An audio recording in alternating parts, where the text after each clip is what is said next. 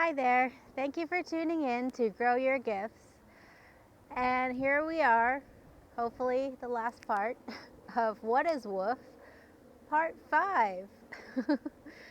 so, yeah, just a little bit about, I think we left off on Hornby Island, but I just wanted to go back to Merville. I know I was saying ferry and ferry a lot. So to distinguish, most of the time I was talking about the boat ferry, which was pretty obvious and clear, I think. But sometimes, like that Airbnb in Nanaimo, I was talking about like fairy vibes, wings and everything, Tinkerbell. Oh, it was so magical. But yeah, I didn't realize that till after. I was like, fairy and fairy.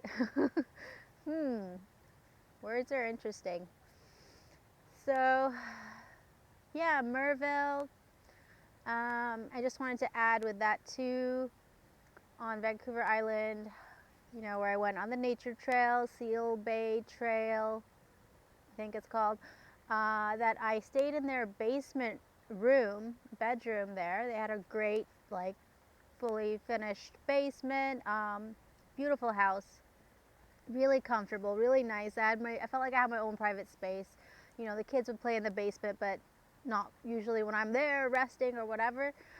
So I kind of had the whole floor to myself in terms of just like peace and quiet and tranquility and headphones. And I was also able to have a full washroom to myself. So that was really, really luxurious and nice.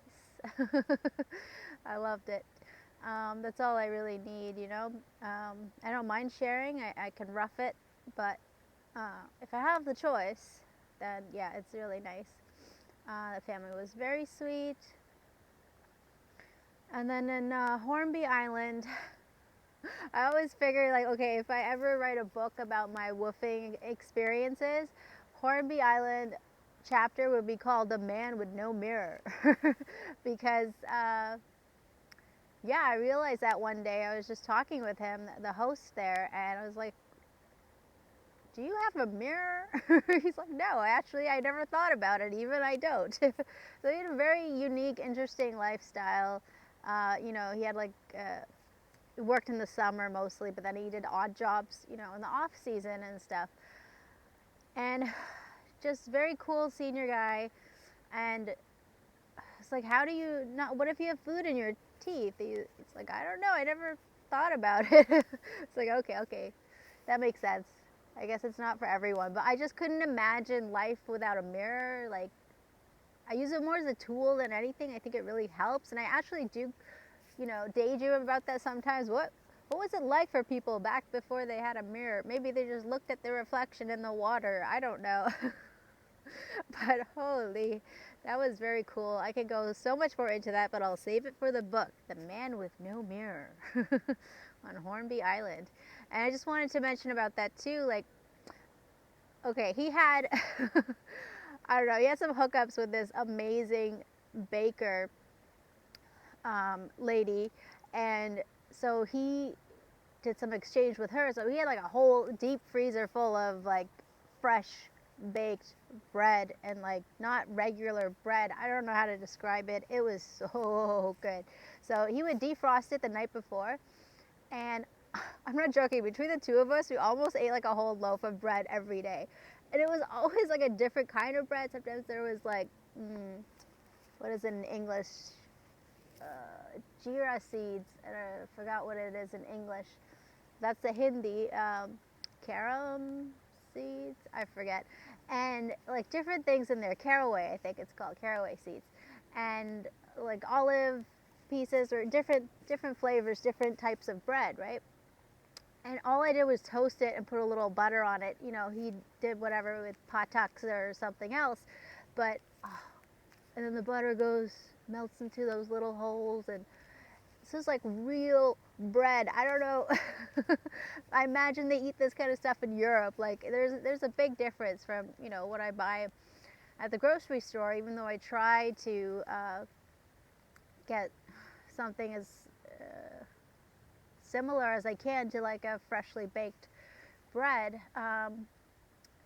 you know, and I empathize with the grocery stores. They're making it in huge quantities. Like they have to do all these health and safety checks and everything. But when you get homemade bread on the daily, plus I was like really into the espresso tin, and I was having my fresh coffee, which I bought in Courtney as well.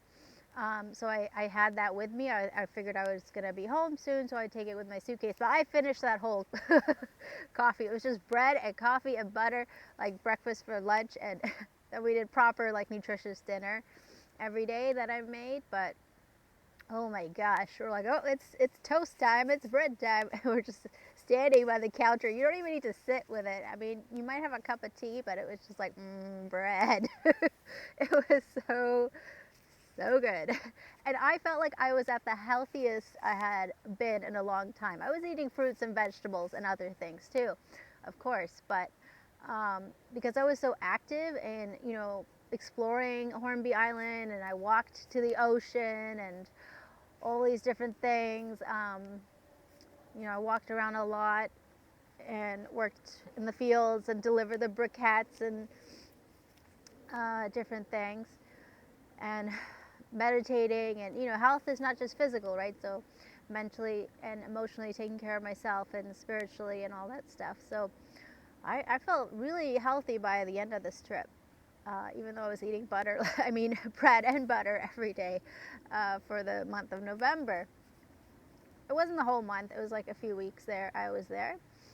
I did want to mention about Kelowna, that they had chickens as well. So this is back at my other woofing, where it was a lavender farm, and I stayed in that 4-person RV. I can't believe I forgot to mention, they had free range chickens. Okay, the chickens had like their area and fenced in and stuff, but then they would let them out. You know what I mean? Like, let them out. This is like a very big property. So as soon as I step out of my RV, I had to like watch my step.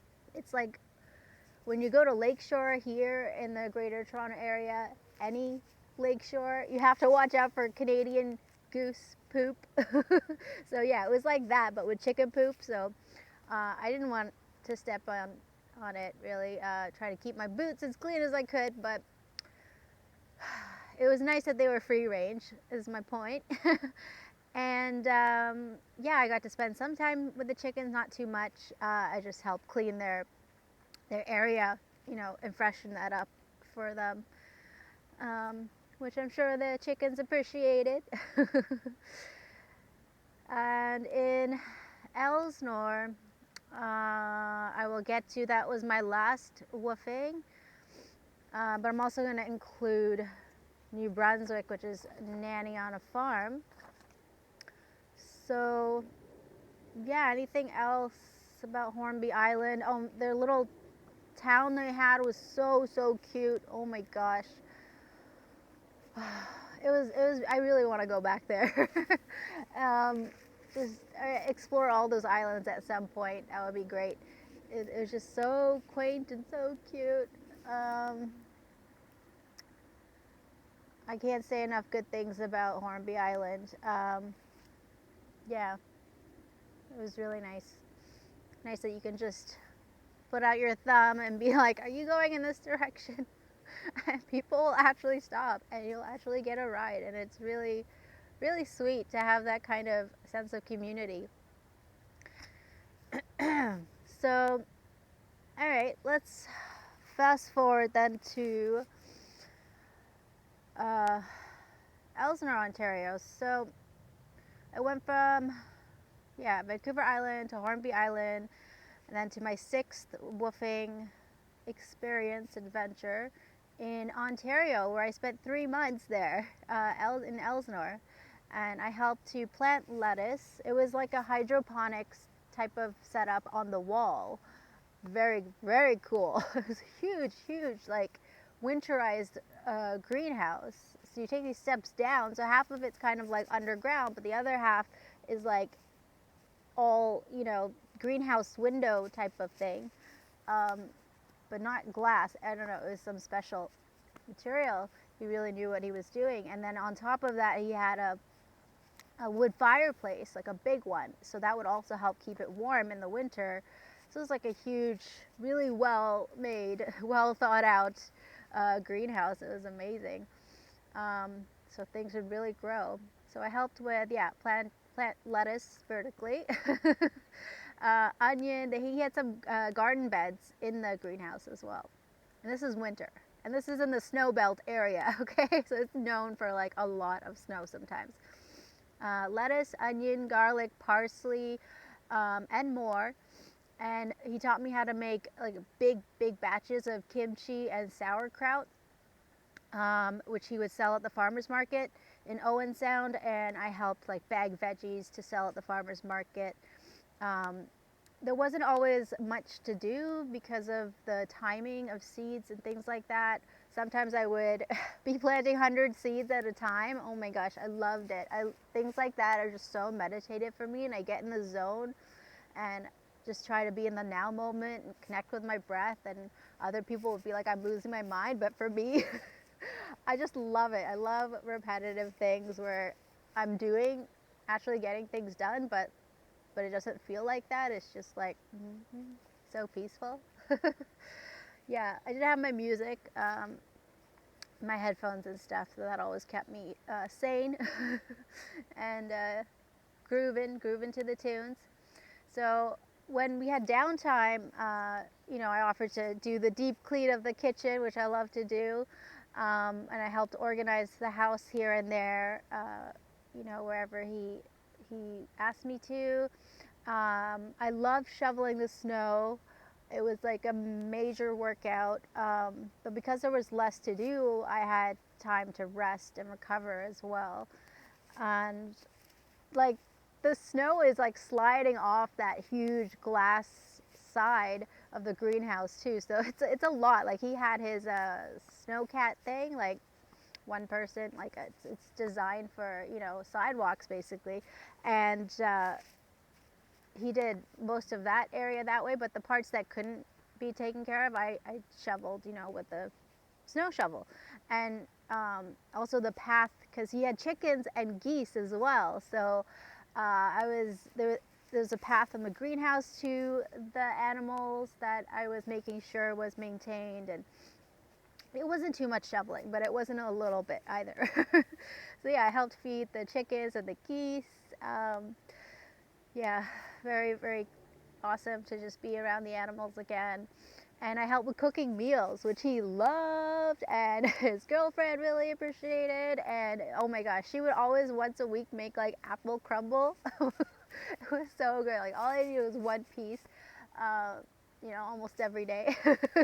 I mean, why not? She made it from scratch. Like they had apple orchards there, so they had so much in cold storage, so many apples, and she was really good at it. She just like became an expert at making apple crumble. So just warm it up a little and it's good to go. It was so yummy. Oh, and I can't believe I don't have this on here, but I also helped collect maple syrup in snow, like up to my knees sometimes. And they're heavy buckets of maple syrup, like learning how to, tap the trees and stuff.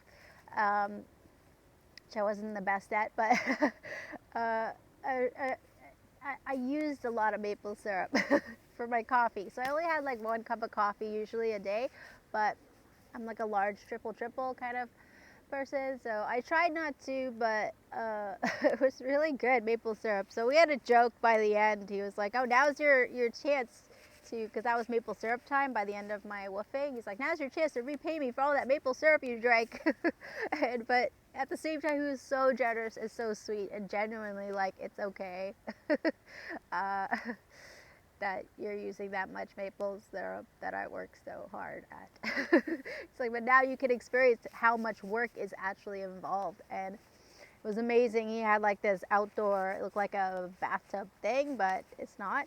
So we put the maple syrup in smaller buckets into larger buckets, and then from there it would go in the bathtub thing, and that's like I don't know if it was propane or wood something, I forget, but that steam, it has to boil and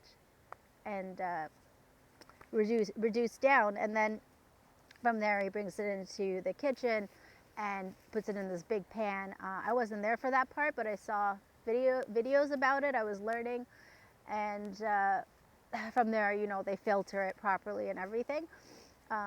Cheesecloth, or whatever filtration process they have, and everything has to be by the book. When you're selling it at the farmers market. So, yeah, and I can attest that it was very high quality maple syrup, and even gave me a bottle to take home to my parents. Isn't that amazing? So, yeah, I have a whole new appreciation for maple syrup and honey. Um, yeah, it's like liquid gold, and it's kind of a miracle that these things are just flowing from the trees. Like, what? It's a lot of work, but yeah, also miraculous at the same time. Um, yeah, so sometimes they'd have snow drifts, and it looked like an ocean wave, like taller than the building, than the barn or whatever that was there.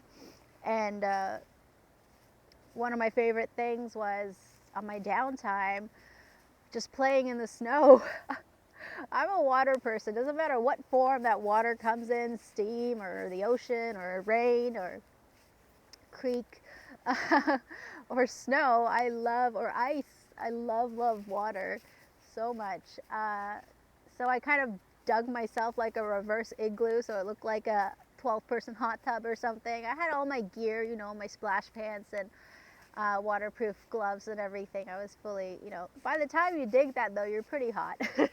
Taking off layers and just sitting in there and the blue sky and looking at the clouds, and then I get bored, so I make some snowballs to see how far I can throw them one after the other. Like, that is the life. It was so much fun in the snow.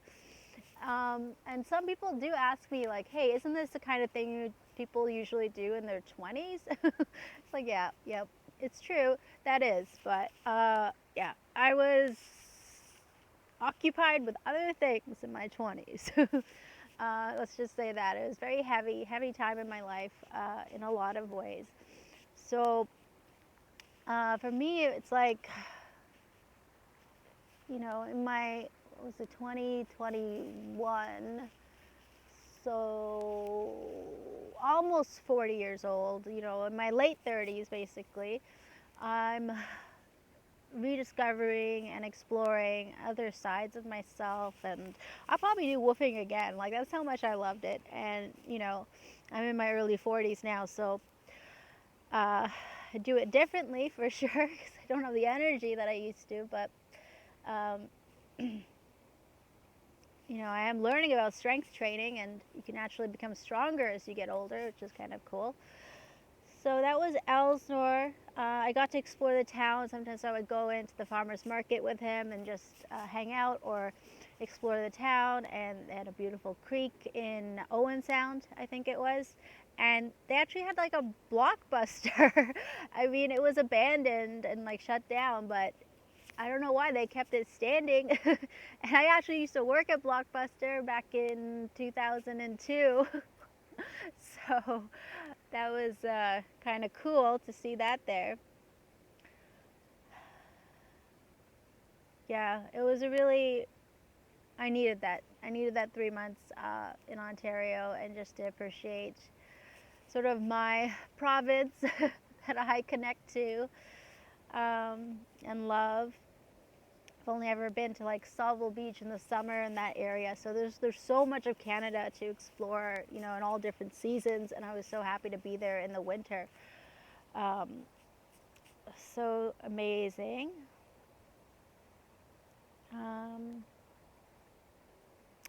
So after that, that was my woofing experience basically. And then I did like 3 months of landscaping. I tried that. I was actually on the mowing team. Believe it or not, people are like, "Oh, you're going for gardening." I was like, "No, I want to be a mower." So I thought I love, mowing the grass and stuff. And I did. There were aspects of being a landscaper that I absolutely loved.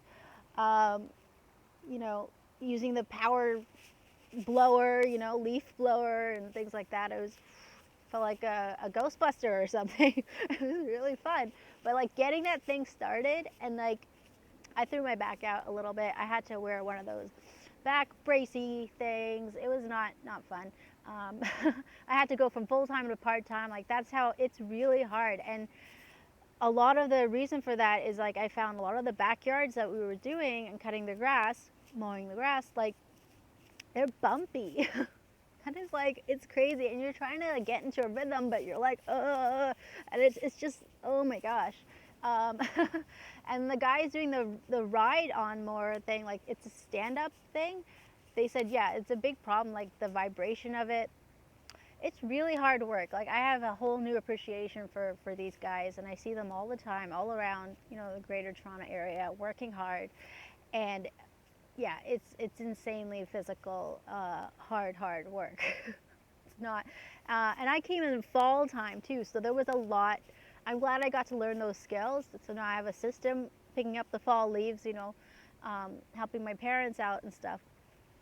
Bing bang boom, I'm done because I learned that through landscaping. That was amazing. And you have the right tools and you have the right support and education. It makes life so much easier, so much more manageable. And when you can see, like, okay, this is possible, you don't have to struggle. So yeah, I learned a lot doing the landscaping there, being part of the mowing, the cutting team. But I was feeling called to the farm life again. So I just looked up nanny on a farm, uh, and I was open to anywhere in Canada. And I just went on interview after interview after interview. Like this is video interview that I would do, um, and until I found the right fit, for me and for them. And oops, I was super open to anywhere in Canada and just ready to move, ready to commit. Um, nanny on a farm. Let's do this. And I kind of found my dream job. So I'll just go over briefly what I did there. Ended up in New Brunswick, basically as like a family helper. So I provided care for 2 dogs and 2 mini horses. Organized outdoor activities for a teenager. Driving him around and his friend and stuff on errands and activities. Cooking and baking meals, which I love to do. And they had many garden beds. many. I forget how many, but a whole bunch on the side of the house. So I was pulling weeds, planting seeds, harvesting fruits and vegetables. So I got to see the whole process from beginning to end, which I loved. I was there for almost a year. I was processing and preserving vegetables. They had deep freezers, and I was learning how to do that, which I've never really done before. That was great. And household organizing and tidying, and just running errands like getting groceries and picking up dog food and other things like that, whatever they needed help with. So this wasn't woofing, this was like my job. But it was so similar to woofing in a way. And for whatever reasons, personal reasons, I had to move back to, the Greater Toronto area. So that's why, I had to leave. But I just want to say some amazing, beautiful parts about New Brunswick. My job aside, just going to the beach almost every day in the summer. I mean, I could just walk to the ocean. It was there like 5 minutes away, walking. But I didn't want to swim there. It was like too close to the bridge and cars and people's apartment buildings. So I decided to just drive to my favorite spot, which I accidentally found, which was only a 15-minute drive. Well, I had 2 favorite spots. The other one was you have to pay to go there, but it was worth it. And the water is kind of warm. It was really, really nice. Not warm, but to Canadian standards, it was warm. And I don't remember the name of the beach that I had to pay for. It starts with an A. Anyways, the whole thing took me like an hour to 2 hours. I always have to shower after beach days and stuff. So I always made sure I had time for all that, and I would go to work and have my lunch prepared and have my dinner prepared. Everything was ready. I had a routine. And I was like, it was worth it. Beach bag, everything. This beach bag right here got me through so many things. I think it might be time for a new beach bag soon. That's how much I've used it. And I got to go to PEI. It was only an hour drive away. I didn't even realize how close it is. But I'm glad I went with my parents because I didn't ask my dad to drive. Driving over that bridge is something else. I haven't done it. Just even as a passenger, I was like, yeah. I mean, I think I could do it with practice, but I would be holding the traffic up, or I would have to go early morning at 4 a.m. or something and just practice. That's what I had to do when I first learned to drive for intimidating areas, like some highways and stuff. I would just go early morning and no one's there, and I would just get more and more comfortable because I know I have to go with traffic and not hold up traffic. So the bridge was something, but it was amazing to see the architecture, how they built it, and they have a whole history there. They have this great ice cream place there, which I cannot eat ice cream at all. But I was like, you know what? I'm going to try this. I think it's called Happy Cow ice cream. I don't know. But I tried it and I had no tummy troubles. Wow.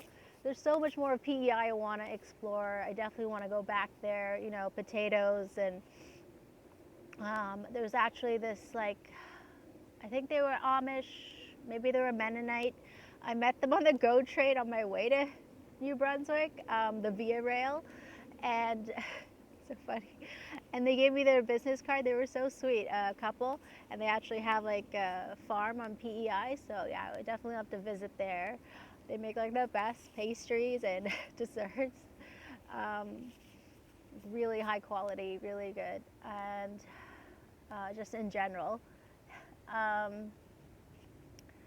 So that was PEI, and then I went to the Bay of Fundy.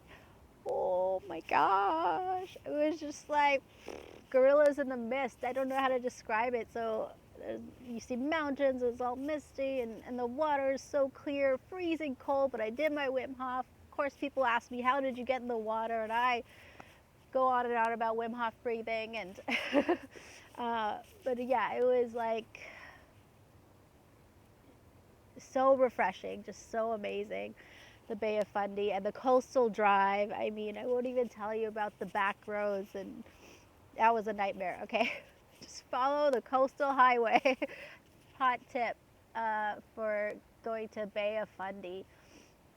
There's so much more there to explore, so many trails, touristy and non-touristy areas, but we went to a nice peaceful place, and it was a really good pizza place just down the road from there. It was really yummy. Yeah, I went to Parley Beach. It was good. It was nice. I still feel like I really love the other beach more. Starts with the A. Definitely starts with the letter A. I just can't remember the name. Let's see, what else? Moncton is where everything was. It wasn't that far of a drive for me to get there. That's where I would, sometimes go to the movies, or to have my system, get a taco, get a kombucha, go to the movies, because I can't eat any of the movie theater food. I can't digest it properly. So I have to bring my own favorite items. People in the theater are like, what? Smells so good. Oh my gosh. Yeah, that's me. Bringing my yummy tacos with me. So I had my movie theater balance there sometimes when I needed it, because it's a lot of just being on the country roads. It's a lot of kind of solitude, and sometimes you need to go out and interact with other people, or go to the mall and see people, make up, start conversation with them. The family was great that I was working for, and we had great conversations, but it's busy. That's why I'm there, because everyone's busy. Teenagers busy, everyone's busy. You have things to do, so sometimes it's nice to relax as well. Yeah, and they had everything in Moncton and Costco, Walmart, all that good stuff. Indian stores, which was really great for my supplies. Um, yeah, that was Nanny on a Farm in New Brunswick. I think I covered my main things I wanted to cover for New Brunswick. And let's see. Okay, I will go over this because I don't want there to be a part 6. So I know with WWOOF, it seems all like daisies and daffodils. And honestly, it really was in so many ways. But there were things that went wrong. So what went wrong with WWOOF? Let's just briefly go over that. And I won't go over everything, just the main things that really I learned. And I think that it can be helpful to other people in some ways. Yeah, one thing I learned right away was, set boundaries. Whatever boundaries, you might have, be clear about it, because then it's easier for them too if they know what to expect. So for example, early on, I really realized that, okay, I don't really want to clean their bathroom. I will maintain and clean the bathroom I'm using, absolutely. I don't really want to handle their laundry, things like that. So I can do those things, but do I really want to? No. So that was my boundary. So I said, yeah, I'm happy to help clean around the house, do light housework, organize things like that. I'm really good at. But I don't clean washrooms that I'm not using, and I don't do laundry. Simple. I do my own laundry, of course. So it can be uncomfortable at first to have those conversations, but with practice, you just kind of get used to it and make sure they know that you're coming from a compassionate place, and it's just something you're comfortable with or not comfortable with. And, it's up to them, like what they're looking for, because maybe they really need help with laundry and they're like, you know, I'm gonna pick someone else, because it just depends on what their lifestyle is like, right? So that was a good one, I think, just clarifying and setting those boundaries and sticking to them, So another one, what went wrong in WWOOF? In the first place I stayed near Ashcroft, there were these big, big ants, okay, like in my cabin. And I realized the experience had taught me that, okay, I no longer have a crippling fear of insects or bugs anymore. Thank goodness for that, because I would be sitting there on my bed reading or journaling or something, and an ant would just be crawling on me. And I'd be like, oh, hello. And then another one, like, so they're on my body, and they're big ants. They're not little ones. Big, black colored ants. And uh, so I just addressed the situation. I didn't panic. I didn't freak out. None of that happened. I was like, wow, I've really come a long way with this fear that I used to have. So they had a mini vacuum, so I started vacuuming them, saying my prayer that I'd like to say as well. Do what you got to do, because it's your living space. Pest control is important. So, but they kept coming. And I kept trying different things. First I would gently like take them outside with a cup and stuff like that. But then I eventually got to vacuuming. Yeah, I had like one of those to-go coffee cup things. I had a few of those, so I just kept doing that. The door is right there. But there was too many of them, and they just kept coming no matter how much I would clear it. So I talked to the family about it. And it's always good to ask to ask the people who live there, like what solutions they might have. So the mom there had a diatomaceous earth powder. That was great. So I used that, and I never heard of it before. I put a gloved hand on, make sure I had a disposable glove on, and just lined the windows and the sliding door, anywhere there might be cracks and stuff for them to enter, with the diatomaceous earth powder. And within like a week, no ants. It was a great solution. So that really helped. What else went wrong with WWOOF? So sometimes I felt like a lack of security in some ways. It's just different from what I'm used to in the Toronto area. They're more laxed. So I made sure to lock my ish up, okay? Whatever was important to me, I had my suitcase locks and stuff, and I would just put it in there and lock it up. Uh, I didn't have to make a big, how to do about it. I just kept that to myself and just whatever made me feel safe and secure, that's what I did.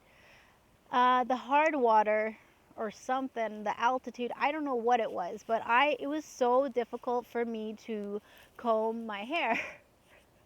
Like, I could not even get the comb through. Like, it was crazy. It was really, really crazy. And I was coming from like a house where it had a soft water, what is it called? I don't know. A system that makes the water not be hard water anymore. So I was used to that.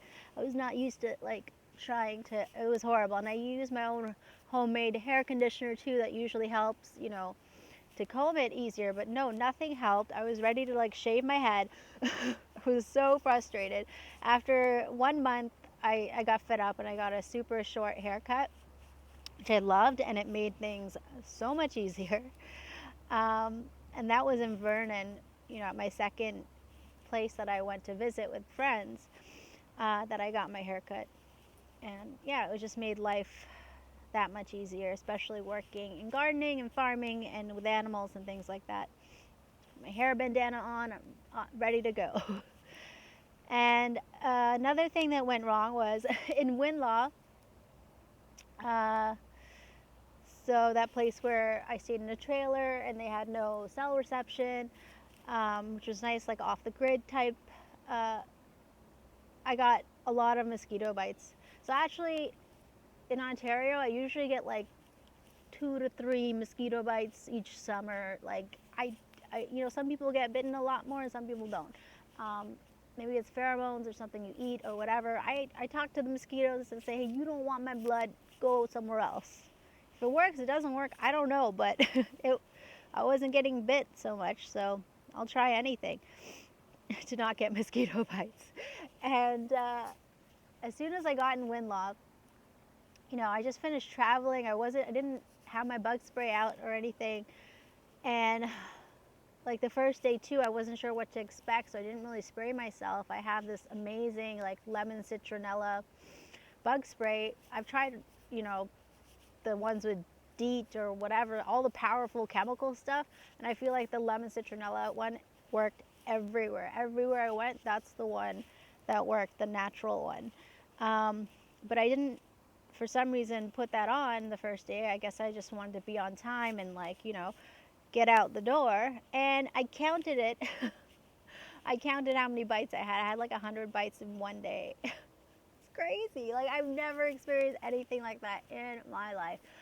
But the good thing was they weren't really itchy and they were like small bites. So I don't know if they were baby mosquitoes or what, but it wasn't the worst thing. So after that, me and the landscaper guy in Winlaw, like he came to cut the grass, we were dressed the same, okay? It was hot summer, and we were like, had the same idea. Fully covered from head to toe. I have my hoodie. It's like working in hot yoga. I had my baseball cap, and then on top of that, I had my mosquito net, and it was like sprayed up in my lemon citronella bug spray for sure. And yeah, I didn't have that many bites after that, and I had my gloves and everything, my rain boots. I was covered. So I'd rather be totally sweating and hot, staying hydrated, than getting mosquito bites. I don't like it. So yeah, that was my solution for that. And it was only in the garden area. When I went for the walk to the Slocan River, I was totally fine. I would keep my bug spray with me if I needed it, but I was pretty much, it was okay there. It's just a garden. And she's like, it's not usually like this. I don't know why it's like it. And we were joking, like, with her boyfriend and stuff, like, maybe get a bat house and then the bats will come and eat the mosquitoes. She's like, I don't want a bat in my yard. It was funny.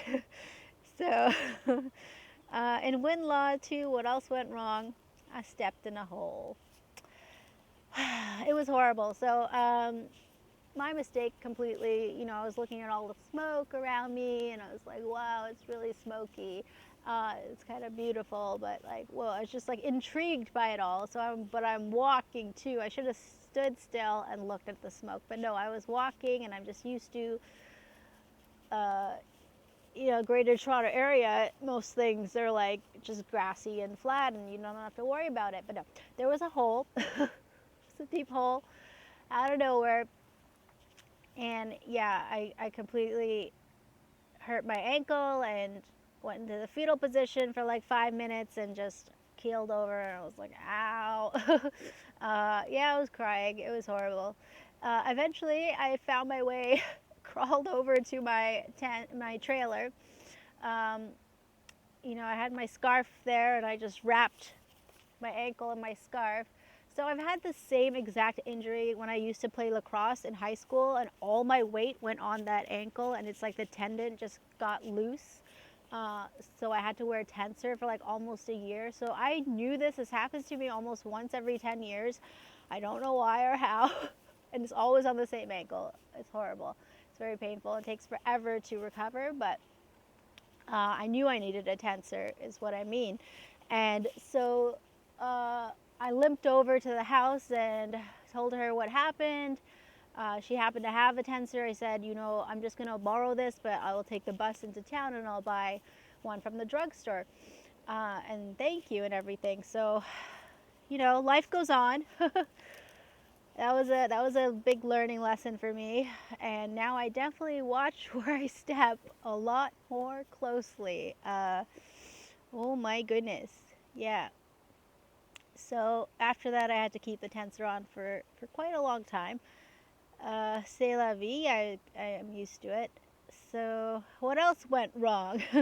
Yeah, leaving Nelson, the hostel, for the bus to Vancouver, I forgot my laptop, my baby, in my backpack in the trunk of the taxi. So my backpack also had my passport and other stuff like that. I'm like, whatever, it's replaceable. It's all right. But my laptop, okay, I love my laptop. It's just so good. It's so amazing. It's got like touch screen. It's got a CD thing that you can play DVDs in. Like, how many still have that? It's just amazing. I have spent some money, just getting it repaired because that's how much I love it. It's got a great personality, and everything else can be replaced. But the good thing was I leave super early. I'm used to doing that with traveling. I don't take any chances. So it was like the sun was not even up yet. And I had booked my taxi the night before. So I quickly realized, I was like, wait, suitcase one, suitcase two, this, that, I'm missing something. Oh no, my backpack is in the trunk. So I called them, and they, dispatched on the, walkie-talkie, whatever they have, and he came right back. It was in like 10, 15 minutes that I realized I didn't have my backpack. I had plenty of time before my Vancouver bus was coming to Nelson. So, yeah, it was no worries. I mean, it was like, for a second, I was like, oh no, but it was all good because I left super early. Yeah, another thing that went wrong was in Kelowna at the, lavender field. I would keep going to the beach, and I would take the bus.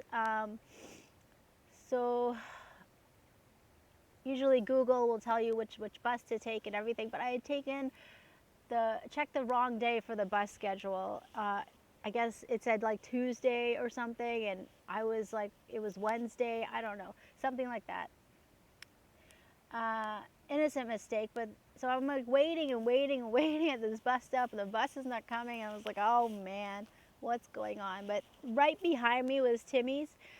Tim Hortons is a very famous Canadian coffee shop, like Dunkin' Donuts if you don't know, but way better.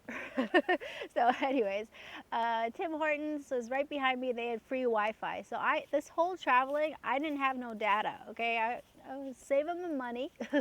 And I'm a good researcher, so I just, whatever I need directions wise, traveling wise, I write it down. I write everything down. Take screenshots or whatever I need.